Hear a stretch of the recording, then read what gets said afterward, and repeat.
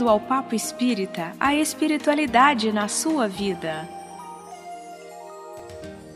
Olá, sejam todos bem-vindos. Estamos no ar com mais um programa Papo Espírita. Eu sou a Ana Cristina Sampaio e hoje nós vamos tratar de um tema complicado, mas muito necessário: o comportamento cristão frente à política. E para nos ajudar nesse bate-papo, nós trouxemos Geraldo Campetti, que é vice-presidente da Federação Espírita Brasileira. Tudo bem, Geraldo? Tudo bem, Ana. Muito obrigado pelo convite. Um tema realmente necessário, conforme você colocou. Muito bem escolhido. Parabéns aí à produção. Estamos aqui à disposição. Aqui a gente não tem tempo quente. A gente quer falar sobre tudo porque a gente sabe que a doutrina nos auxilia, né? E estamos também com as nossas colaboradoras, a Thelma Alves e a Miriam dos Anjos. Como vocês estão? Tudo bem? Tudo bem. Seja bem-vindo, Campetti. Obrigado, Thelma. Prontas para o nosso bate-papo? Bom, a gente sabe, né, Campetti, que nós estamos vivendo tempos de crise política, muita partidarização, né, brigas ideológicas, preferências partidárias. Isso tudo tem causado muitos desgastes, muitos conflitos em família, entre amigos, guerras nas redes sociais, né? E isso tudo traz grandes perturbações. Então, para a gente falar sobre isso, sobre um comportamento cristão, né? Muita gente pergunta como um espírita deve enfrentar essas situações. Nós trouxemos você e queremos começar te perguntando: o que é ser um cristão na política? Essa pergunta não é nada fácil de responder, não é? Mas é o comportamento cristão espírita na própria sociedade, nas relações, né, com os pares, inclusive com os ímpares, né, quando a gente às vezes não tem muita afinidade, não tem muita simpatia, ou nós temos pensamentos distintos. A política é um exercício de diversidade. É a gente colocar em prática o Evangelho de Jesus, entendendo que o outro existe, então a alteridade é fundamental. E mais que isso, nós precisamos também exercitar a assertividade, ou seja, considerarmos que o outro tem suas opiniões, tem a sua forma de pensar, de sentir e de agir, e que merece o nosso respeito, porque assim como nós temos nossos deveres, né, Miriam? Também os outros têm os seus, não só deveres, como direitos. Nós temos direitos também, mas temos deveres. Os outros também têm deveres, mas têm direitos. Então, nós precisamos, nessa relação respeitosa, solidária, caminharmos no sentido do entendimento, de uma fraternidade. Você vê as últimas eleições, né, Ana, Miriam, assim, houve uma polarização impressionante, não é? Nas próprias famílias mesmo, quando você tem 3 integrantes, por exemplo, né, eleitores, não foi incomum você ter, por exemplo, 3 opiniões distintas, uma coisa impressionante. Mas isso é natural, porque nós somos indivíduos, temos a nossa forma de pensar, de nos expressar, e não tem nenhum problema nisso. O problema existe quando a gente quer impor as nossas ideias, queremos impor a nossa vontade, achando que o que nós estamos pensando é o correto e o que o outro pensa é o errado, que nós estamos certos e os outros estão equivocados. Aí a gente passa por uma relação desrespeitosa e a polarização, ela em qualquer sentido é negativa, porque vai para os extremos. Então, a busca mais adequada, Ana, respondendo à questão, no nosso entendimento, é uma postura de equilíbrio, de bom senso, de discernimento, que a gente possa agir conforme a nossa consciência íntima, sem querermos forçar o outro a pensar, a sentir e a fazer com a nossa forma, porque cada um tem o direito de manifestação e a gente precisa respeitar. Antes de eu passar a palavra para a Miriam e para a Thelma, junto com essa polarização, vem um julgamento muito grande, né? Então, você acaba julgando aquela pessoa que pensa diferente de você de forma muito ácida, né? Eu queria que você comentasse um pouquinho também sobre essa questão do julgamento.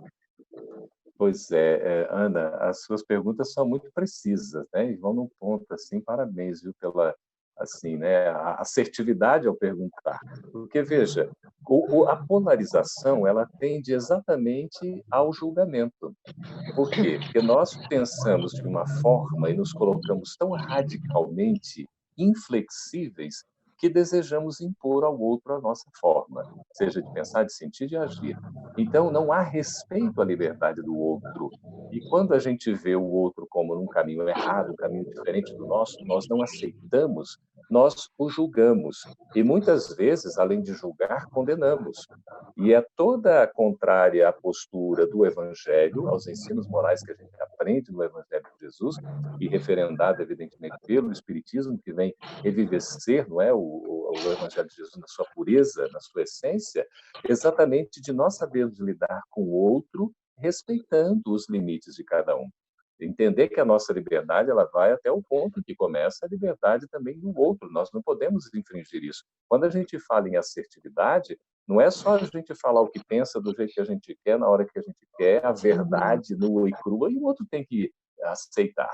Não, é a gente saber com quem nós vamos falar, como nós vamos falar, onde nós vamos falar, não é quando nós vamos falar, aí sim entrar no que falar, Thelma, Miriam e Ana. Aí sim nós vamos cuidar do que. Então, o que não vem em primeiro lugar, não é impor a nossa vontade. E esse julgamento se dá por uma visão restritiva, uma visão parcial. A gente tem a capacidade de ver, às vezes, um cisco no olho do outro e esquecemos da trave que está diante do nosso, não é? E quando a gente fala, né, nesse processo todo que a gente está vivendo, inclusive agora de pandemia e tudo, nós estamos aprendendo a lição da assertividade, a lição da empatia. Nos colocarmos no lugar do outro é não julgá-lo. Quando a gente se esforça por enxergar com os olhos do outro, sentir com o coração do outro, é um exercício assim de abnegação, de desprendimento enorme. Nem sempre estamos preparados, porque a nossa tendência assim, instintiva é aquela da preservação, da conservação. E se a gente não cuidar, né, com discernimento, a gente tende a um certo egoísmo, a um orgulho, a um narcisismo, como se nós fôssemos superiores e tivéssemos mais direitos, né, Miriam e Thelma, do que os demais, o que não é verdade. Então, o julgamento é algo aí negativo. Não nos cabe julgar, cabe-nos incluir o outro na maneira pela qual ele se manifesta, sempre considerando que ele é um ser humano como nós. E a condição sine qua non para ser humano é exatamente a possibilidade de se expressar e a liberdade que tem de sentir e de agir. Esses dois pressupostos não podem ser violados em nenhum momento, notadamente nessas questões políticas. Dizem que, no dito popular, que política e religião a gente não deve nem conversar para não criar conflitos, mas chamando o Campetti para essa conversa foi perfeito. É tratar de uma necessidade de diálogo, né, com um olhar apaziguador, né? E eu acho que a grande dificuldade que a vida tem mostrado para nós, seres humanos desse planeta, né, é a empatia. Temos uma errônea impressão de que estamos tão preocupados com as nossas opiniões, com o que sentimos, que o outro deve se sentir obrigado a respeitar isso que eu sinto, mas em relação ao outro, eu vou respeitar ou não conforme quem seja, né? Tipo assim, quem quer o egoísmo puro, né? Cristalino. Ou a minha conveniência, né, Miriam? O que importa sou eu. Os outros têm que me respeitar. Agora, eu respeito se quiser, é muito interessante. E isso cria conflitos em todas as áreas, né? E talvez nesse momento de isolamento, essa questão da política, né? Não só nossa, brasileira, mas a gente vê isso estendido para outros países, a dificuldade da gente, pelo menos, tentar entender o ponto de vista do outro sem julgamento, porque todos têm razão, todos têm verdade, todos estão fazendo bem, como também todos estão fazendo coisas erradas. Né? Eu acho que o acerto e o erro fazem parte ainda da nossa trajetória, e respeitar isso é que está sendo muito difícil. O que você acha, Thelminha? Exatamente. Eu estava lembrando, quando o Campetti estava, né, falando e tudo, eu estava lembrando do Homem de Bem, né? E passando na minha cabeça o que está lá no Evangelho segundo o Espiritismo, e essa conduta que a gente tem que trabalhar como cristão, domar nossas más inclinações perante o nosso próximo, principalmente essa divisão ideológica dentro da nossa casa mesmo, né? Que a gente vai ter um filho que está pendendo para esse lado, outro, não sei quem, um amigo. Então, assim, e dentro da doutrina é nos ensinado, quando nós estamos lá na casa, a receber todas as pessoas, independente de crença, de ideologia, de condição social. Então, assim, nós estamos abertos para receber. E esse exercício que a gente faz dentro da nossa casa, a gente tem que aprender a adotar dentro da nossa família, com nossos amigos. E aí, quando o Campete estava falando, eu estava relembrando essa leitura e também amar o nosso próximo como a si mesmo. Então, o respeito, a conduta, e eu queria só colocar o seguinte, como a Miriam falou, que nós estamos vivendo um processo, inclusive mundial, de amadurecimento mesmo de todas as pessoas, né? Olha que coisa incrível a gente abordar essa questão dentro do nosso papo espírita, como a gente se conduzir como bons cristãos, como bom espírita que a gente busca ser, né, Campete? O que você acha? Exatamente. É um esforço, né? Nós somos seres sociais, né? E a política, quando a gente diz no sentido, né, do termo, envolve necessariamente a relação entre as pessoas, entre os pares, entre aqueles com quem nós vamos conviver. E nem sempre essas relações elas são aquelas que têm uma afinidade ampla, que têm, por exemplo, uma semelhança, né, de gostos, de pontos de vista. Então, a gente não pode impor o nosso ponto de vista, né, Miriam, Thelma, Ana, porque o ponto de vista, como diria já Leonardo Boff, é uma vista sobre um ponto. Quer dizer, é uma maneira pela qual nós estamos enxergando as coisas. Nós não somos donos da verdade. A verdade é absoluta porque vem de Deus, mas a nossa percepção da verdade ela é relativa. Por isso, a revelação da verdade é gradativa, ela se dá aos poucos, imagina? Então, a gente não pode se arvorar assim, olha, eu sou aquele que estou certo, eu tenho a verdade, eu tenho que respeitar. E tenho que entender com abertura, com humildade, que eu estou aprendendo. Porque quando eu me coloco assim, eu não vou julgar o outro, eu vou respeitá-lo. Mesmo que eu discorde, eventualmente, de uma opinião, de um ponto de vista, de uma filosofia, eu não vou atacar o outro, porque aí você tem um conflito de ideias que é perfeitamente natural acontecer nas relações. O que não é natural é o confronto. Quando a gente parte, por exemplo, né, às vezes até por uma agressão verbal, e aí vem todo aquele discurso de ódio, né, que a gente está vivenciando. Nós temos aí alguns resgates lamentáveis de insanidades nos tempos contemporâneos que a gente vive, de tentativa de trazer um primarismo, assim, uma coisa absurda, como, por exemplo, né, determinadas ideologias que vão totalmente contrária à solidariedade, à fraternidade, ao respeito ao próximo. E pessoas que a gente vê até às vezes alguma divulgação, olha, quem passou pela ditadura sabe como é, então não fique falando que você quer a ditadura de volta, porque é algo absolutamente inaceitável nos tempos que nós estamos vivendo de liberdade. Todo mundo tem que ter a liberdade de se expressar, de colocar o que sente. Isso não tem nenhum problema. E a gente precisa respeitar o outro na condição em que ele se manifesta, sem julgamento, sem preconceito. A gente ainda tem muito preconceito. A gente ainda vai muito na nossa maneira de pensar, no nossa, o que Paul Jobia falava assim, na nossa zona mental, né, que é a capacidade de compreensão. Hoje a gente fala do modelo paradigmático. Nos paradigmas que a gente tem, o que está fora disso a gente tende a excluir. O grande exemplo de Jesus, que foi o maior líder de todos os tempos, é que ele agia conciliando duas coisas fundamentais para qualquer um de nós nas nossas relações interpessoais, que era serenidade. Jesus era sempre sereno. Mesmo nos momentos em que ele agiu mais de forma contundente, ele nunca perdeu a serenidade, ou seja, um equilíbrio, um autodomínio, uma autogestão.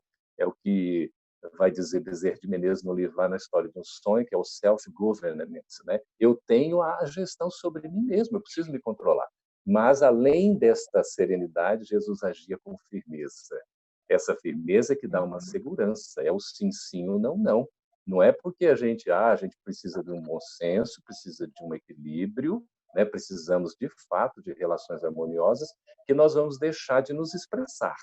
né? Nós podemos deixar aquela timidez nos envolver a ponto de o mal dominar e a gente, porque eu sou bom, eu sou bonzinho e eu não posso interferir no que outro não. Você não vai interferir desrespeitando, mas você não vai deixar de dar sua cota de colaboração, porque a responsabilidade, Miriam Thelmiana, ela é de corresponsabilidade, ela é compartilhada. Então, até na omissão, eu sou responsável. Agora, a minha posição, né, a minha forma não deve ser impositiva. Eu não devo, por exemplo, querer fazer com que o outro vá pensar exatamente como eu. E aí vira o quê? Esse discurso do ódio que a gente está vendo aí surgindo. Vemos um trabalho de fake news impressionantemente lamentável, porque confunde, porque gera insegurança, as pessoas não sabem ao certo, e aí vai resgatar lá desde aquele ministro, né, da propaganda do Partido Comunista, lá na época, né, do nazismo, aquela coisa, não é do comunista, não, era do Partido Nazista. Ele, na época da Segunda Guerra Mundial, Goebbels, ele dizia que uma verdade, uma mentira insistentemente repetida se tornava uma verdade. E a gente vê muito jogo de mentira, de hipocrisia. Lembra que Jesus, já desde aquela época, né, Miriam, combatia as fake news, ele dizendo, em verdade vos digo. Então, ele vinha trazer à tona a autenticidade, a honestidade, a probidade, coisas que um líder político necessariamente tem que ter, e é o que a gente ainda, infelizmente, menos vê no comportamento dos nossos representantes. Então, Campetti, você diz que nós temos que nos posicionar sempre respeitando a opinião do outro, mas muita gente acha que quando você coloca a sua opinião, porque somos cidadãos, fazemos parte da sociedade, temos as nossas posições, mas muita gente acha que porque você é espírita, você não deveria falar de política. Como se o espírita só falasse de coisas espirituais. Ele é um ser acima, ele tem que pensar em outras coisas. E as pessoas se espantam. Mas você é espírita? Eu queria que você comentasse um pouquinho sobre isso. A política também, né, Ana? A política também, ela é divina. Não é no sentido de uma relação que deve buscar um entendimento. Se nós não tivéssemos a política nesse sentido, né, interpessoal, das relações entre as pessoas, entre as instituições, nós teríamos dificuldades. O nosso sistema todo aqui no Brasil, a questão do partidarismo e tudo, é o que fundamenta a democracia. Embora a gente possa questionar partido político, não é como você tem um viés ou você tem uma visão e aí você vai naturalmente defender a sua bandeira, não é? Você vai colocar a sua plataforma, o que é perfeitamente aceitável, compreensível e até entendo que assim deva ser. O que não se pode, diante da manifestação de um pensamento que você tem, né, na sua plataforma, no seu programa e tudo, não é? Conforme as orientações que se tem, você querer, de fato, impedir que o outro também tenha o mesmo direito que você tem. Então, nós temos a liberdade de nos expressar, de nos colocar. O que a gente não deve fazer é impor, jamais. É como a gente aprende, né, Ana, estabelecendo um paralelo aqui. O Espiritismo. Emmanuel diz lá no capítulo 40 do livro Estudo e Viva que a maior caridade que a gente pode fazer com relação à doutrina espírita é a caridade da sua própria divulgação. E a gente vai lá na questão 932 do Livro dos Espíritos para reconhecer por que o mundo está assim, o mal parece vir à tona, né? Parece sobrepujar. A resposta que o Espírito da Verdade dá é por conta da timidez dos bons. Quando estes quiserem, preponderarão. Ou seja, a gente não deve deixar de se manifestar, mas se manifestar sempre com respeito, com dignidade. Agora, uma coisa importantíssima, Ana, nós não podemos fazer propaganda partidária. Isso é um cuidado que nós temos que ter, sobretudo nas instituições. Jamais poderemos utilizar, por exemplo, a tribuna espírita, a instituição espírita como um veículo de canalização dos nossos interesses, sejam eles aí nessa questão política, sejam econômicos, sejam até sociais, guardadas aqui as proporções. Esse cuidado é fundamental, porque uma coisa é eu, como ser humano, indivíduo, ter o meu pensamento e ter o meu direito. A outra coisa, eu não extrapolar a liberdade de interferir no livre-arbítrio do outro, utilizando, por exemplo, né, os próprios recursos que a gente tem de mídia, né, de divulgação, para formar opiniões no sentido partidário. O indivíduo ele tem o direito de fazer a escolha que ele bem entender, mas na intimidade, na consciência, ele segue o seu caminho. Eu não posso interferir nesse ponto. Então tem que ter essa clareza, porque senão a gente começa a confundir e fazer algumas coisas que são inadequadas. E daqui a pouco, aí sim, quando se envolve nessa política que é partidária, uma política que pode levar, inclusive, a envolvimentos de comprometimentos, você começa a trazer isso para dentro do espiritismo e há aí sim um problema grave que precisa se avaliar e a gente não deixar chegar nesse ponto. Esse cuidado é fundamental. Meninas, querem comentar? Estou me lembrando que os espíritas serão conhecidos pelo esforço que fazem de domar suas más tendências, né? Somos espíritas, mas acima de qualquer coisa, cidadãos, seres humanos, não é? Todos iguais no mesmo processo de autoeducação. E Exatamente. como a gente vem aprendendo com a doutrina a estabelecer essa autoeducação, né, pelo autoconhecimento, isso faz ainda mais sentido quando nós estamos diante dos que têm opinião diferente, para que testemos nosso respeito, nossa paciência, nossa audição e até a expressão da nossa opinião também, não é? E é não confundir, muitas vezes, minha opinião com a minha instituição e fazer tudo um grupo só, e aí eu começo a me empolgar demais, né? Sobressaindo o cidadão, esquecendo do esforço do espírita, e confundir tudo e botar tudo no mesmo balaio, né? Na verdade, nós nos vivenciamos, né? Sempre essa autoobservação, essa autoeducação, o respeito ao outro, né? E o que o Campetti falou, achei extremamente importante, é não trazer para a instituição a minha crença, o meu desejo político, né? Que uma coisa não se mistura com a outra. Posso avançar aqui numa pergunta que eu acho importante? Nesse momento, a gente tem vivido, né? É muita turbulência política, ainda mais nessa pandemia. Então, são vozes de um lado, vozes de outro, discursos para lá, para cá. E como que isso afeta um médium, Campetti? Que cuidados um médium tem que ter nesse sentido? Olha, é interessante, né, que na questão 459 do Livro dos Espíritos, Kardec pergunta se os espíritos interferem na nossa vida. E a resposta é: interfere de tal forma que, de ordinário, eles nos dirigem, não é? Então, nós o tempo todo, como seres humanos, estamos influenciando e sendo influenciáveis. Isso faz parte da nossa natureza.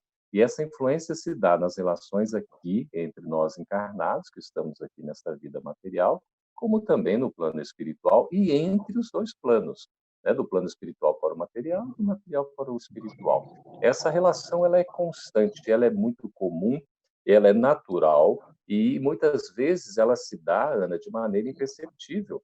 A gente não se dá conta e nós estamos sendo influenciados. Com o conhecimento espírita, a gente aprende que o tempo todo nós estamos sendo influenciados, assim como influenciamos. Então, nós somos formadores de opinião e acabamos também seguindo alguns que nos tornam como protótipos, né, como exemplos, e a vida é desse jeito. Aqueles que estão numa vanguarda vão trazendo, né, o progresso, outros que estão conosco ali no sustento, no apoio, outros estão na retaguarda ajudando a empurrãozinho, a gente traz eles também. Isso é natural. E nós somos, como médium, sobretudo, né, entendendo o médium, como Kardec coloca, que médium nós todos o somos, porque aquele que sente num grau maior ou menor, né, a realidade espiritual, a percepção, né, a sensação, alguma coisa, ele já é por isso médium. É um intermediário, né, aquele que é como se fosse uma ponte. Mas aqueles que têm uma sensibilidade, digamos, né, mais assim aflorada, trabalhada, desenvolvida, educada ou a ser educada, porque a mediunidade é um constante processo de autoeducação, o tempo todo nós estamos nos educando, e o médium, então, tem mais essa sensibilidade, ele como que se atraísse algumas coisas, né? Ele sente influência, ele se sente muitas vezes num processo de perturbação. Então, veja, existe a perturbação, existe o perturbador.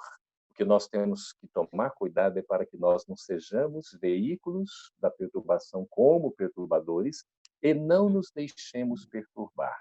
Eu queria evocar aqui Ana, Mira e Thelma, a segunda carta de Paulo aos Coríntios, lá no capítulo 4, versículo 8, quando ele diz assim, em tudo, né, até contextualizando o que está acontecendo, esse momento que a gente vive, em tudo somos atribulados, mas não angustiados. Em tudo nós somos perplexos, mas não desanimados. E isso é muito profundo, porque como médiuns principalmente, a gente não pode se deixar desanimar, às vezes a gente fica perplexo. Nossa, quanta surpresa. Qual é a novidade de hoje, né, Miriam, Thelma, que virá? Você vai assistir um jornal, vai ligar uma TV ou vai ver, né, uma notícia na internet, é uma coisa impressionante. Qual é a bomba de hoje? O que vai surgir? Não estou acreditando. A gente já fica assim, já até, né, meu Deus, fica perplexo, fica admirado, mas não ficar desanimado, porque tudo tem solução. Isso aqui é uma travessia que está acontecendo. Também, assim, ficamos atribulados, porque vem coisa de fora e tudo, né? Aquelas coisas que vêm, não chegam. A gente não pode deixar se angustiar, porque se a tribulação é externa, a angústia é interna. Se a perplexidade é de fora, também o desânimo é de dentro. Aí as partes de dentro, que são nossas, íntimas, a gente tem que trabalhar, tem que fazer esse esforço, Miriam, que você estava lembrando exatamente, reconhece-se o verdadeiro espírita pela sua transformação moral, pelos esforços que emprega em domar as suas más inclinações. E veja, o espírita é reconhecido, ele não fica se apresentando. É por isso que o cuidado com a política, quando você, num processo de imagem, de narcisismo, você tem que colocar. E aí você começa a apresentar algo ilusório, que não é real. Uma imagem, por exemplo, fictícia, que não demonstra de fato o que é. Por isso o engodo, a hipocrisia, o fingimento, isso tudo a gente tem que tomar cuidado, porque o espírito, acima de tudo, ele deve ser autêntico, deve ser verdadeiro, deve ser honesto. É claro, a gente ainda está a caminho disso tudo, é um exercício, não é? Mas, como médiums, principalmente, nós somos influenciados, sim. O que devemos buscar? Um equilíbrio, buscar pautar os nossos sentimentos, emoções, as nossas vibrações e pensamentos e as nossas ações, consequentemente, pelos ensinos do Evangelho de Jesus, buscando as virtudes, a temperança, o equilíbrio, a harmonia. Estamos conectados, Ana e Thelma, com coisas que são saudáveis, com coisas boas, porque é tanta notícia ruim, daí a pouco a gente fica tão envolvido que se perturba todo. E aí a gente vira uma espécie de cavaleiro do apocalipse.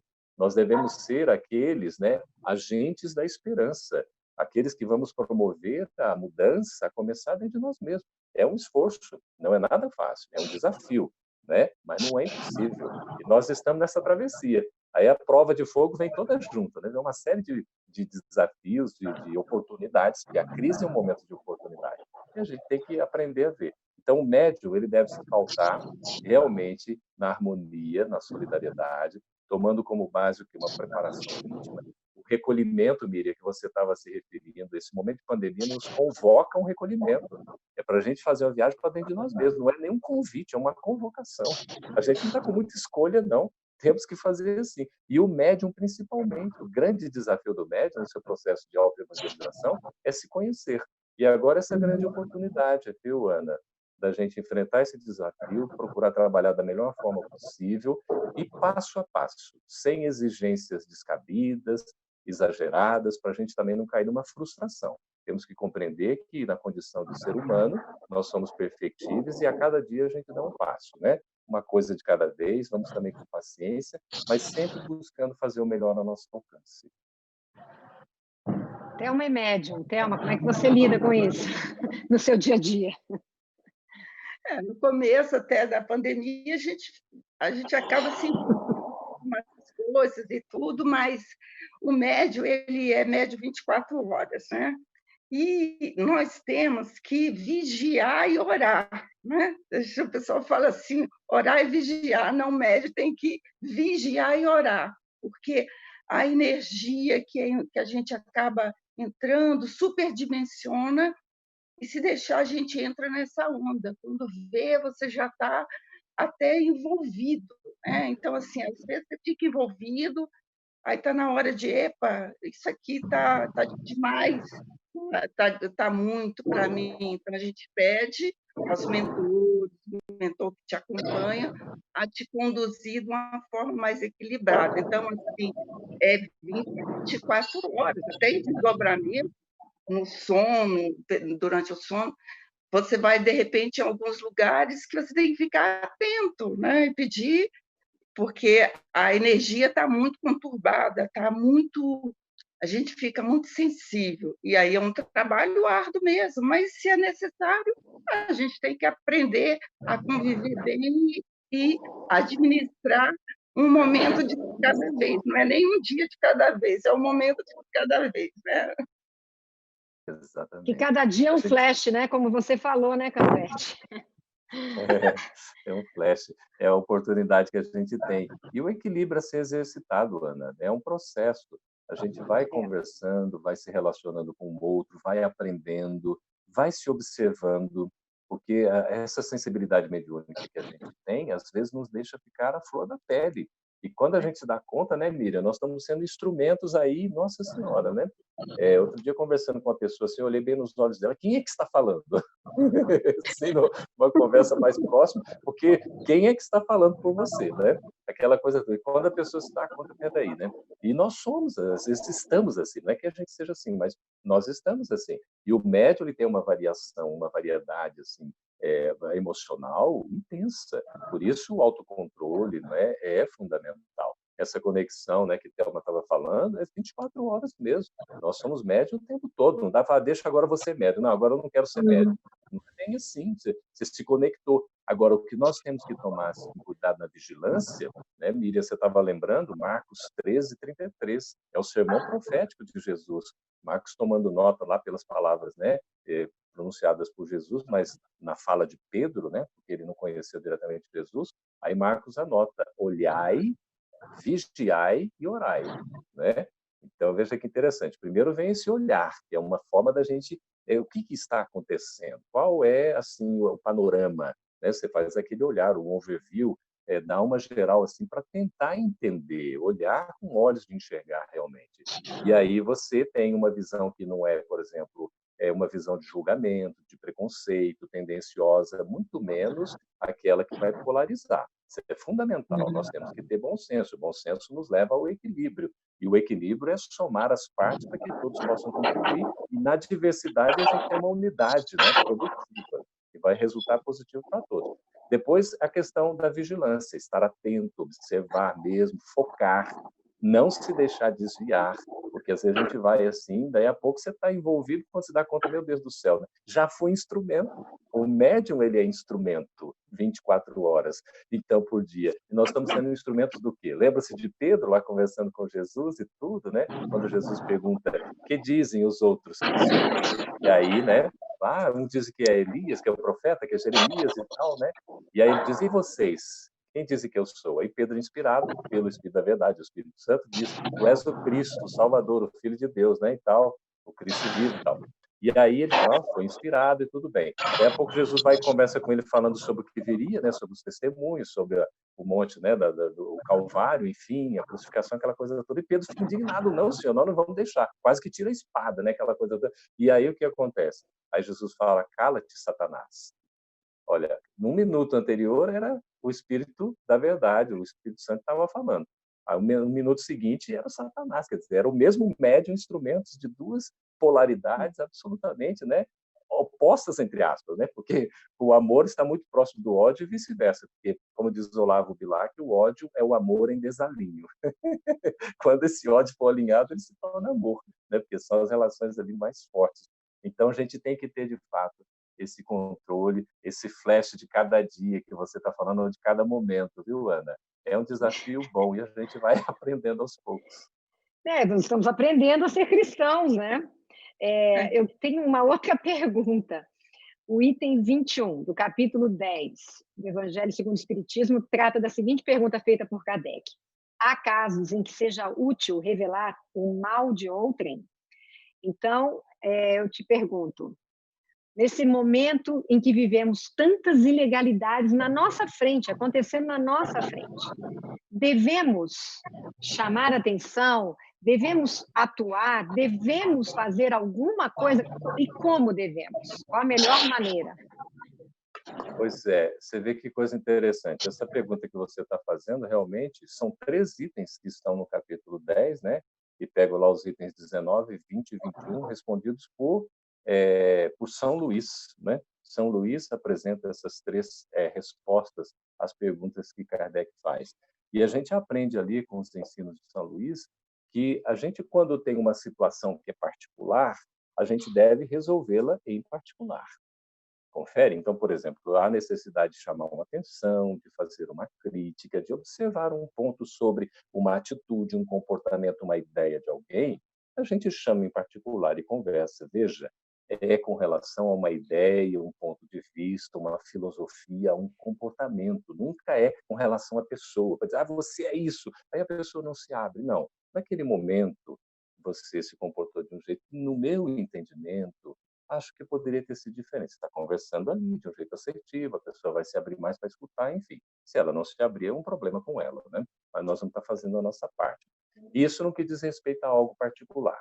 Né? Vai fazer uma crítica, faça em particular. Se for um elogio, faça em público, porque serve de testemunho e é sempre agradável. Agora, veja, se a situação afeta mais de uma pessoa, né? Um grupo, por exemplo, você tem que tratar daquele assunto naquele grupo. No público-alvo, Ana, que é respectivo àquela temática. O que eu não posso é, por exemplo, lançar, não é, diante do ventilador uma série de coisas, porque eu vou estar sendo inassertivo, irresponsável, inconsequente. E eu assumo a corresponsabilidade sobre tudo que eu faço e sobre tudo que eu penso, tudo que eu sinto e sobre, inclusive, as minhas intenções, porque às vezes eu tenho intenção, não tenho oportunidade de realizar, né? E se não forem coisas boas, evidentemente, a lei funciona, e se forem coisas boas, eu vou ter o mérito por elas também, a lei funciona do mesmo jeito, porque a lei, ela não castiga, ela educa, ela não aprisiona, ela liberta, ela jamais vai condenar, ela vai dar oportunidade que o indivíduo cresça no seu processo de busca, não é, de desafios e de realizações. O que não cabe, Ana, é a omissão, porque nós temos uma responsabilidade de nos posicionar, de nos expressar, porque temos essa liberdade, temos esse direito. E, claro, sempre o dever de fazê-lo com carinho, com um acolhimento, inclusive com a inclusão do outro, jamais excluindo, porque também se é um ensinamento que Cristo nos trouxe, é exatamente que nós não temos o direito, por exemplo, de afastar o outro, de impedir o outro, de excluir o outro. Pelo contrário, a gente tem que trazer o outro, mesmo que ele pense diferente, mesmo que ele tenha outras opiniões. O que não pode também é ele querer impor os seus pontos de vista.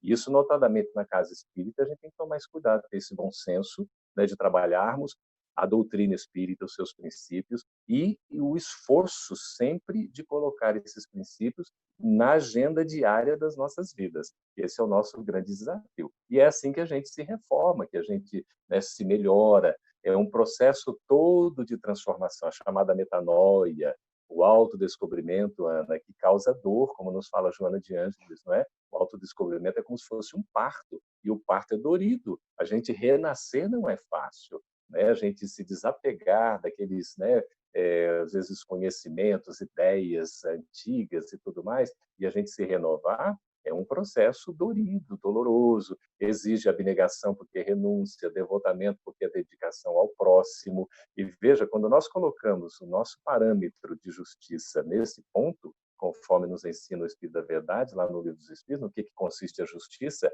Consiste em respeitarmos os direitos do outro. Veja que o enfoque evangélico é totalmente o oposto do que é o material, do que é o dia a dia, naquele consumo, naquela discussão, na briga, na competitividade. A mensagem do Evangelho vem nos trazer a esperança e a necessidade da colaboração, da convivência fraterna, da interatividade que seja a mais educada, a mais construtiva possível. E nós estamos caminhando para isso. Agora, Ana, a questão que você coloca, é natural que a gente vive esses embates, essas dificuldades. Nós estamos em pleno campo de batalha, estamos atravessando uma tempestade, então não dá para a gente ficar também esperando, né, como se fôssemos turistas, um passeio, ou ficar numa zona de conforto como se estivéssemos de férias, né? É claro que a gente está de passagem aqui na Terra, mas o momento que a gente vive é de tribulação pela necessidade que a gente tem.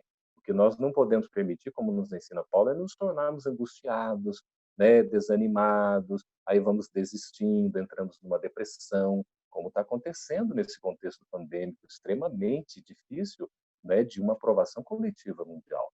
muitas pessoas entristecidas, desanimando, às vezes desistindo, entrando em depressão. Quer dizer, ter todo um trabalho que a gente precisa fazer até de resgatar esses nossos irmãos e resgatar a nós mesmos. Quando estamos solidários, Ana, o caminho, o trajeto fica muito mais fácil. E a gente vai perceber que na união, no respeito ao outro, nós vamos plantando desde agora sementes da felicidade para que a gente possa colher o quanto antes. Lembrando que a semente é de Deus, a plantação é nossa e a colheita também é divina. Veja o exercício de desprendimento que a gente precisa ter nessa trajetória, não é? Campete, da forma como nós batemos esse papo, que a gente já está chegando aqui ao fim do programa, a gente pode entender que o desafio da política é um amadurecimento, exige uma evolução, exige um autoconhecimento, um olhar para si e uma vigilância muito constante dos nossos pensamentos, dos nossos preconceitos, do olhar que a gente tem não só sobre o que é política, mas sobre o que a coletividade necessita, né? É todo um exercício que a gente não está acostumado a fazer e exige constante aperfeiçoamento e um questionamento, né? Eu, Sim, por sim. exemplo, sou jornalista e a minha vida inteira foi de crítica, né? De uma postura muito julgadora e assertiva em termos políticos. E aí me vejo na doutrina espírita me questionando como devo enxergar, como devo agir, né? E tem gente que às vezes olha para mim e fala, mas eu não me permito ser apática. Você está sendo às vezes apática.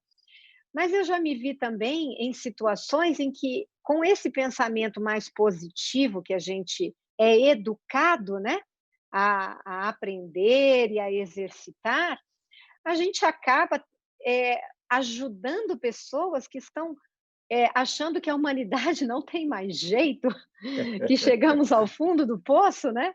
E você É, começa a abrir uma portinha também com esse entendimento, não é isso, é, Campete?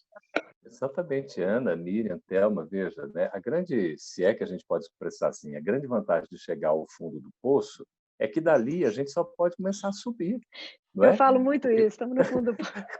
com a visão que a gente tem essa, né, essa expressão, porque senão a gente vai desistir, vai abandonar, e isso para nós que temos uma visão da espiritualidade, né, da imortalidade, é uma desistência temporária que depois as consequências vão ser muito mais graves. Então, se a gente está no embate agora, no momento, a gente tem que enfrentar. E outra, a prova de fogo, Ana, vem exatamente no momento que a gente tem condições, não só de enfrentá-la, mas de superá-la como desafio.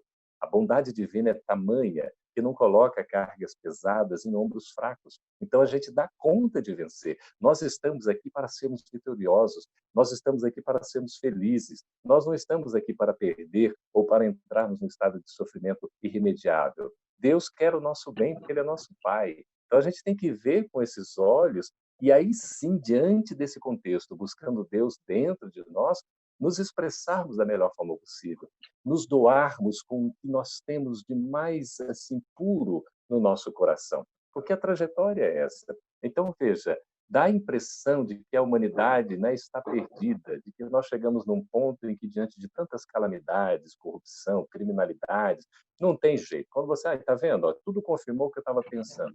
Isso numa visão mais restritiva.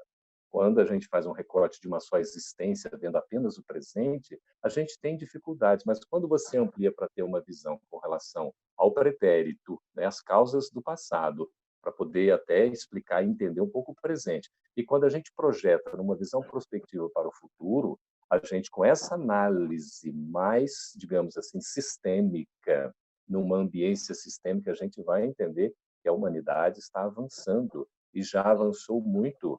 Ana, desde o Código de Hammurabi, da pena de talião, desde Moisés, com Cristo, quando houve uma revolução extraordinária, com, né, a revelação do Espiritismo, inclusive, hoje nós temos um avanço muito grande nas ciências, nas filosofias, na história, na arte, não é? Na liberdade, na democracia, não é? Até a expressão assim que um indivíduo diz que, olha, todos os regimes não servem, inclusive a democracia. Mas, até que encontrem um melhor, né, a gente está com este. Porque nós temos o que é necessário naquele momento que a gente está vivendo. Então, não cabe assim ficar numa postura, né, de revolta, de crítica, de perturbação. O trânsito, ele exige movimento, Ana. Ele exige uma saída de um estado de zona de conforto, porque nós estamos nessa mudança, e a mudança causa instabilidade. A crise nos traz desafios. O que a gente precisa enxergar é o seguinte: após a tempestade vem a bonança, após a guerra vem a paz, e após a batalha, se nós formos perseverantes, virá então a vitória, mas a vitória sobre nós mesmos. Por isso, polarizar em qualquer sentido não vale a pena. Sermos extremistas é nós perdermos a oportunidade de exercitar o equilíbrio, o bom senso, o discernimento. E como nos fala Viana de Carvalho e outros espíritos pela psicografia de Divaldo Franco, hoje nós vivemos um verdadeiro campeonato de insensatez. E aí eu me recordo de Camille Flammarion, né, no discurso do velório de Allan Kardec, cognominando-o como bom senso encarnado. E digo, Ana, Miriam, Thelma, que esse bom senso encarnado de Kardec está precisando reencarnar na atualidade, porque a gente vê tantas coisas, tantas absurdidades, que nós ficamos perplexos.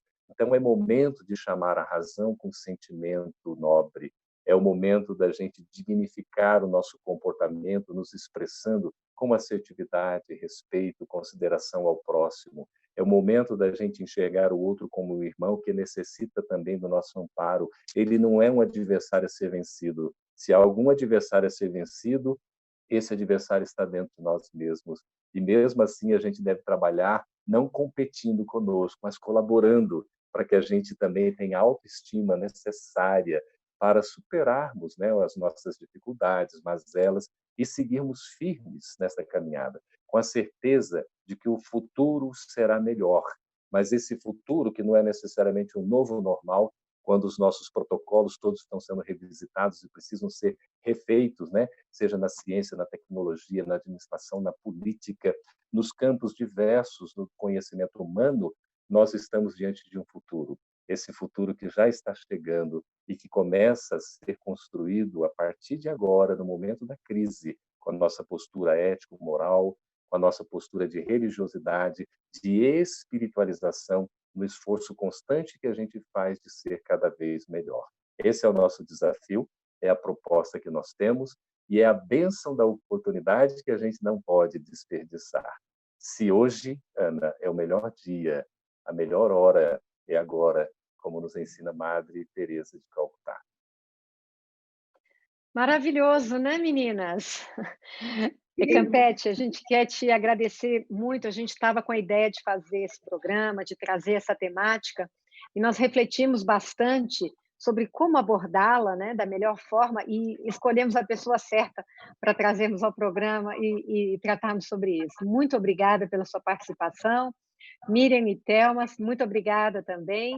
E você que nos assistiu, o Papo Espírita vai ao ar às quintas-feiras pelo canal da Comunhão Espírita no YouTube.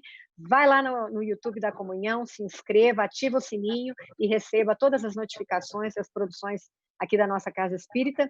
Te esperamos na próxima quinta-feira. Até lá, muito obrigada.